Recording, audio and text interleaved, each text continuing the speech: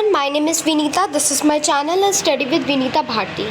So welcome to my channel. Today I am talking about the Shehnai of the Bismillah Khan from class 9th E, and it's a story, The Sound of Music, and a part second. And first part we were to read about that. It's a Elvin Glenning story, and that story is my video is uploaded now, and then.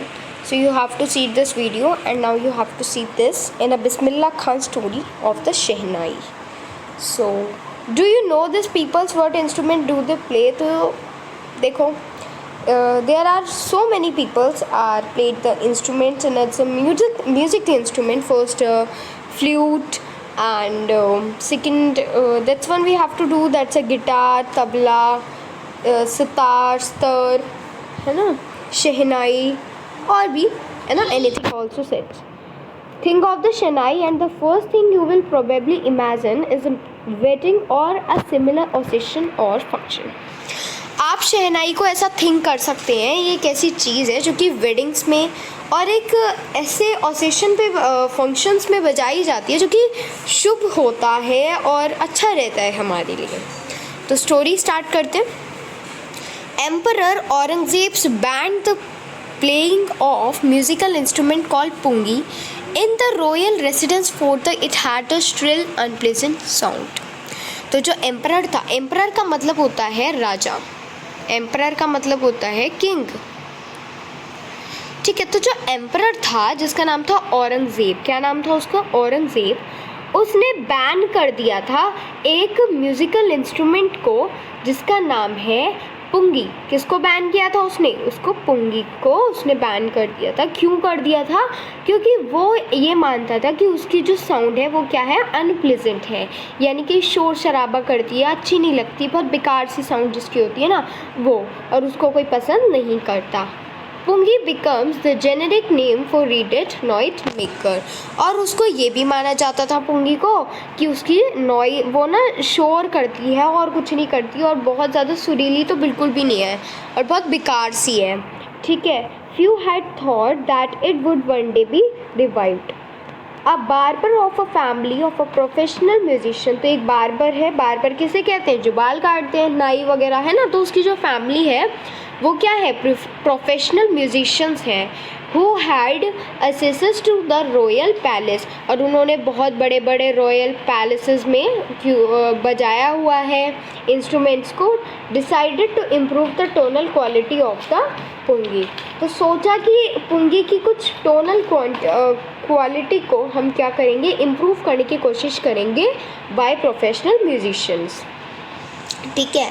तो उन्होंने royal palace में भी बजाया था. Royal palace मतलब कि royal का मतलब होता है राजा महाराजा, और पैलेस का उनका घर, राजा महाराजाओं के महलों में भी उन्होंने बजा रखा था. He chose a pipe with a natural hollow stem. तो उन्होंने क्या लिया, एक पाइप लिया और एक हॉलो स्टीम ली. That was a longer and broad than of the pungi. और वो लंबी सी ली थी और उसको ना ब्रॉड कर दिया. कहने का मतलब भी उसके आसपास पुंगी के आसपास कर दिया. And made a 7 holes on the body of the pipe. और वो जो पाइप था, जो वुडन पाइप था ना, उसके ऊपर 7 होल्स बना दिए, 7 गड्ढे से बना दिए, होल्स बना दिए. When he played on it closing and opening some of this holes. और जब उसको प्ले कर रहे थे तो एक होल बंद किया तो एक ओपन कर लिया, ऐसे ऐसे करके मतलब कि उसको बजाए, जैसे बांसुरी बजाते ना, एक होल बंद कर लिया तो एक ओपन कर लिया. Soft and melodious sounds were produce. तो क्या हुआ, एक सॉफ्ट सी और मेलोडियन साउंड की जो है ना आई. सॉफ्ट और मेलोडियस का मतलब होता है, सॉफ्ट का तो मतलब आपको पता ही है, सॉफ्ट, दैट्स क्लियर. मेलोडियस का मतलब होता है मीठी, मेलोडियस का मतलब होता है मीठी. अब मेलोडियस से आप ये याद कर सकते हो, एक मेलोडी टॉफ़ी भी आती है, एंड ऑफ कोर्स आपने खाई होगी, सबने खा रखी है, राइट. तो melodious toffee, melodious sound, sorry, ठीक है, तो उससे आप याद कर सकते हैं. वह produce. He played the instrument before royalty and everyone was impress. जब इस इंस्ट्रूमेंट को जब प्ले करा ना तो सब इम्प्रेस हो गए इम्प्रेस हो गए। The instrument so different from the pungi had to be given a new name. जो इंस्ट्रूमेंट था ना वो बहुत ज़्यादा डिफरेंट लग रहा था पुंगी से, और इसको उन्होंने क्या दिया, एक नया नाम दे दिया। As the story go since it was a first played in the Shah chamber. और ये कहाँ पर पहली बार बजी थी, ये कहाँ पर प्ले की गई थी पहली बार, शाह चैम्बर्स में प्ले की गई थी। एंड वाज प्लेड बाय ए नाई। और ये किसने प्ले की थी, ये नाई ने, बार्बर ने क्या की थी, प्ले की थी, बजाई थी। The instrument was name the shehnai. अब भाई शाह चैम्बर्स में सब पहली बार बजी थी तो उसका नाम क्या धर दिया गया, शहनाई। देखो पुंगी ऐसी दिखती थी और शहनाई ऐसी दिखने लग गई थी। मतलब कहने का मतलब है उस बार्बर में इतना ज़्यादा टैलेंट था कि उसने पुंगी को शहनाई में कन्वर्ट कर दिया। देखो ये रहे ना 7 होल्स, इसको एक बार बंद किया तो एक बार ओपन कर लिया, दैट्स इट। ओके गाइस, मेरा गला ख़राब है तो प्लीज़ आप एडजस्ट कर लीजिएगा। एंड आई होप कि आपको मेरी वॉइस अच्छे से समझ आ रही होगी, सुनाई दे रही होगी। So no problem yet. The sound of the shehnai began to be considered auspicious। तो देखो auspicious का मतलब, देखो auspicious का मतलब होता है शुभ। auspicious का मतलब क्या होता है, शुभ। ठीक है, कहने का मतलब है कि जो शहनाई की जो साउंड थी वो क्या मानी जाती थी, वो शुभ मानी जाती थी। And for this reason it is still played in the temples. इसी रीज़न की वजह से ये कहाँ बजाई जाती थी, टेम्पल्स में। And is an indispensable component of any north Indian wedding. और किसी भी नॉर्थ इंडियन वेडिंग में बजाई जाती थी। In the pass the shehnai was part of the नौबत और traditional assembles of 9 instrument found at royal courts. और 9 इंस्ट्रूमेंट जो रॉयल कोर्ट्स थे, मतलब बहुत अच्छे इंस्ट्रूमेंट्स में उसका नाम आने लग गया था। Till recently it was used only in temples and weddings. ये सिर्फ टेम्पल्स में, वेडिंग्स में जो शुभ कार्यक्रम होते थे ना उसमें बजाई जाती थी। The credit for bringing this instrument on to the classical state goes to Ustad Bismillah Khan. और ये क्रेडिट किसको मिल रहा था, इस इंस्ट्रूमेंट का उस्ताद बिस्मिल्लाह खान को मिल रहा था। तो देखो बिस्मिल्लाह खान की story. As a 5 years old, Bismillah Khan played gilli danda near a pond in the ancient state of Dumran in Bihar। तो जब बिस्मिल्लाह खान 5 साल के थे तो वो क्या खेलते थे, गिल्ली डंडा खेलते थे। भाई गिल्ली डंडा सबने खेला होगा, राइट। एशियन स्टेट, डुमरौन जो है बिहार में एक जगह है, डुमरौन। ठीक है, डुमरौन बोल दो, बातें क्या। He would regularly go to the nearby Bihari temple to sing the Bhojpuri chaita. और वो डेली कहाँ जाते थे, वो बिहार जी टेम्पल जाया करते थे। क्या गाने के लिए, भोजपुरी चाइता, ये एक गाना है। At the end of which he would earn a big laddu weighing 1.25 kg a prize given by the local Maharaja. जब वो टेम्पल में, बिहार जी टेम्पल में वाला गाना गाते थे ना, तो उनको गिफ्ट के तौर पे क्या मिलता था, लास्ट में एक बड़ा सा लड्डू मिलता था जिसका वेट था 1.25 kg का मिलता था प्राइज में। किसके द्वारा, लोकल महाराजा, जो वहाँ के जो लोकल महाराजा थे वह उनसे मिलता था। This happened 80 years ago। 80 साल तक उन्होंने ऐसा ही किया। And the little boy has travelled far to earn the highest civilian award in India and the Bharat. और उन्होंने 80 साल के बाद इंडिया से हाईएस्ट सिविलियन अवार्ड्स भी जीते, भारत रत्न और भी बहुत कुछ। Born on 21 March 1960, Bismillah belongs to a well-known family of musicians from Bihar. उनका जन्म कब हुआ था, 21 मार्च 1916 में बिस्मिल्लाह खान का जन्म हुआ था। और वो कौन सी फैमिली से बिलोंग करते थे, वो एक म्यूजिशियन की फैमिली से बिलोंग करते थे। कहाँ से थे वो, बिहार से थे। हिज ग्रैंडफादर, उनके जो ग्रैंडफादर थे कौन थे, Rasool Bakhsh Khan was the shehnai nawaz of the Bhojpur king court. तो क्या थे, एक शहनाई नवाज थे, कहाँ के, of the Bhojpur king court के। ठीक है।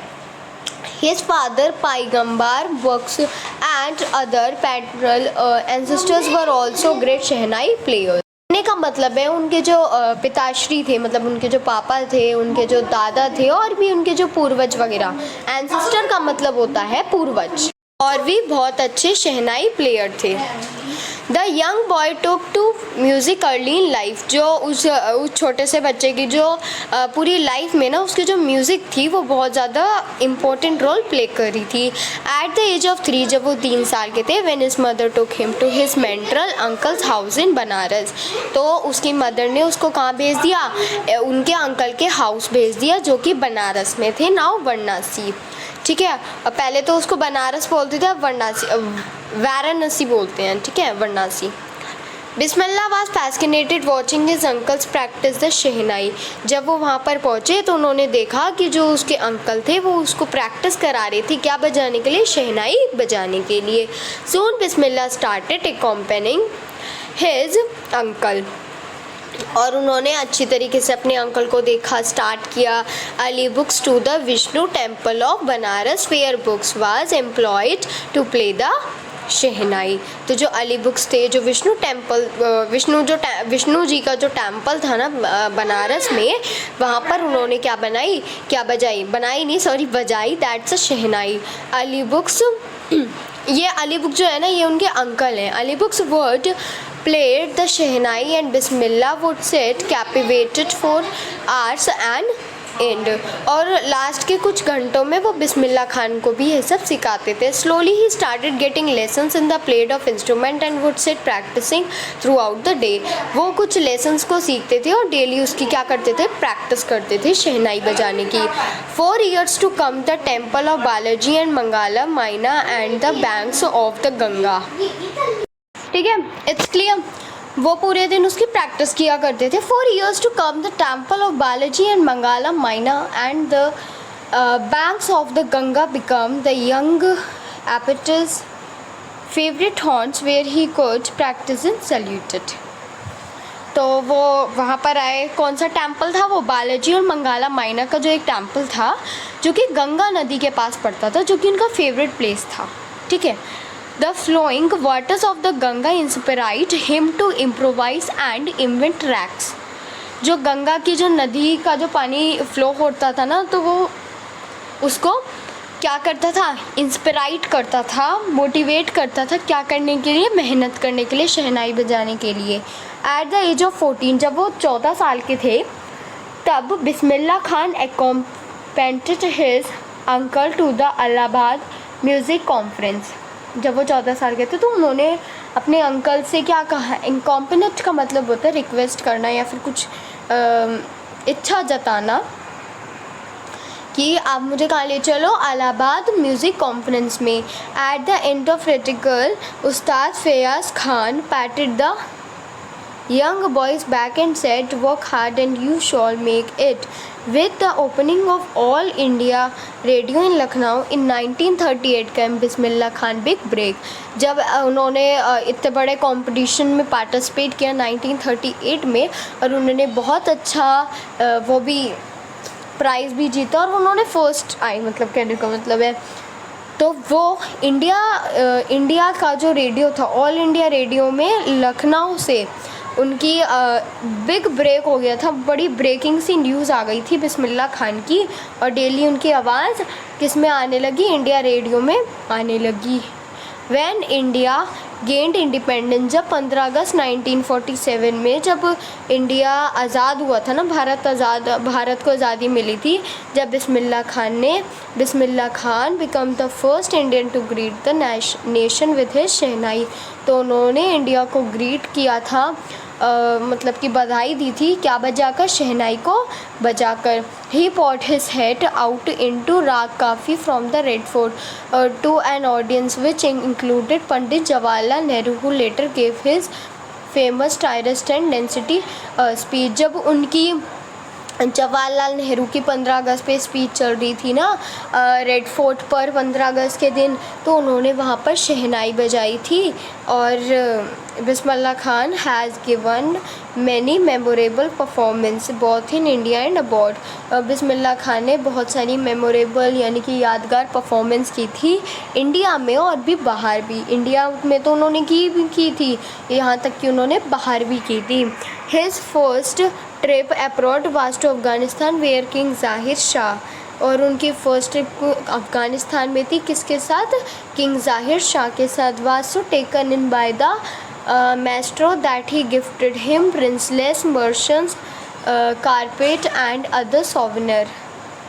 सोवेनियर का मतलब होता है things given in a memory of a palace, जो चीज़ें होती हैं यादगार चीज़ें होती हैं ना, कुछ चीज़ें जो कि यादगार रहती हैं, जैसे कोई भी प्लेस है या कोई भी पर्सन है या कुछ इवेंट है जो हमें याद रहेगा हमेशा, दैट सोवेनियर. ओके, तो उन्होंने ऐसा किया. द किंग ऑफ अफ़गानिस्तान, जो अफ़गानिस्तान का जो राजा था, was not the only one to be fascinated with Bismillah music. वो नहीं हो रहा था बस बिस्मिल्लाह के म्यूज़िक से attract. Film director Vijay Bhatt was so impressed after hearing Bismillah played a festival that he named a film after the instrument called गूंज उठी शहनाई. तो बिस्मिल्लाह खान के म्यूज़िक पर डायरेक्टर कौन था? डायरेक्टर विजय भट्ट ने इम्प्रेस होकर उन्होंने एक फ़िल्म में गाना गाया था और शहनाई बजाई थी, और उस फिल्म का नाम पड़ा था Goonj Uthi Shehnai. The film was a hit, और वो फिल्म क्या हो गई? वो हिट हो गई. And one of Bismillah Khan compositions दिल का खिलौना है टूट गया.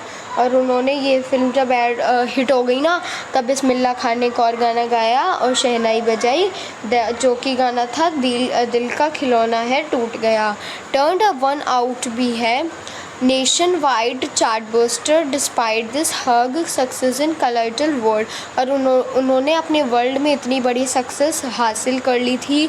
His Bismillah Khan ventures in film music were limited to Vijay Bhatt Goonj Uthi Shehnai and Vikram Srinivas Kannada venture Sanadi Appanna. तो देखो ना, इतना ज़्यादा उन्होंने लिमिट कर ली थी पावर को, और बहुत ज़्यादा फिल्म म्यूज़िक्स में उन्होंने पार्टिसिपेट करने स्टार्ट कर दिए थे.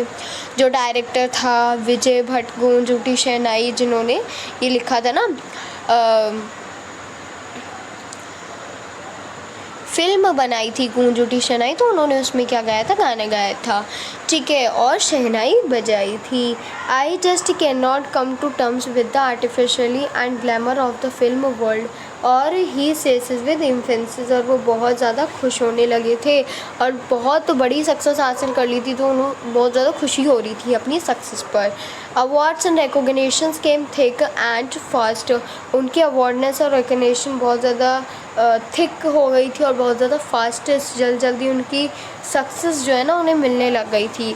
बिस्मिल्लाह Khan became the first Indian to be invited to perform at the prestigious Lincoln central hall in the United State of America. तो वो एक फर्स्ट ऐसे इंडियन थे जिनको इनवाइट किया गया था लिंकन सेंट्रल हॉल में, जो कि यूनाइटेड स्टेट ऑफ अमेरिका है. He also took part in the world exposition in Montreal in Kansas at festival at the Osaka trade fair. तो मतलब कहने का मतलब है डिफरेंट प्लेसेस पे वो गए थे, डिफरेंट ज़्यादा जगहें उन्होंने एक्सेप्ट की थी अपनी हस्ता को हासिल करने के लिए. National awards like the Padma Shri and the Padma Bhushan and the Padma Bhushan were comfort on him. तो गाइज़ बहुत सारे नेशनल अवार्ड्स भी जीते थे, जैसे कि पद्मा श्री हो गया है ना, पद्मा भूषण हो गया, पद्मा विभूषण हो गया. तो ये सारी डिफरेंट चीज़ें थी, नेशनल अवार्ड्स उन्होंने क्या करे थे? कैरी आउट किए थे, जीते थे. इन 2001 में Ustad Bismillah Khan was awarded India's highest civilian award. जब 2001 में ना उस्ताद बिस्मिल्लाह खान को एक अवार्ड मिला था, इंडिया का एक हाई सिविलियन अवार्ड था, जो कि था Bharat Ratna. It's a very important.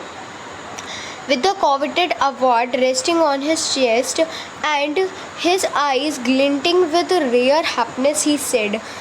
बहुत ज़्यादा मतलब उनका चेस्ट और बहुत दिल खुश हो गया था और उनकी आइज़ चमकने लग गई थी, और उन्होंने इतनी खुशी के साथ कहा, all I would like to say is teach your children music. अपने बच्चों को म्यूज़िक ज़रूर सिखाइए. This is Hindustan's richest traditions, even the west is now coming to learn our music. और ये बहुत इंपॉर्टेंट होता है, यहाँ तक कि वेस्ट में, ईस्ट में, हर जगह हमें म्यूज़िक सिखाना चाहिए. Music is our life.